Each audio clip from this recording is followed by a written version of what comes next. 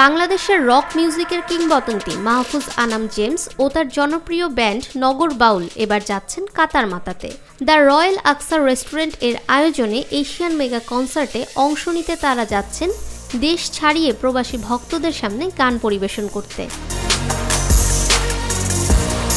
এই বিশাল আয়োজনটি অনুষ্ঠিত হবে 30 এপ্রিল কাতারের এশিয়ান টাউন এমপি থিয়েটারে। আয়োজক প্রতিষ্ঠান এক সংবাদ বিজ্ঞপ্তির মাধ্যমে এই বিষয়টি নিশ্চিত করেছে।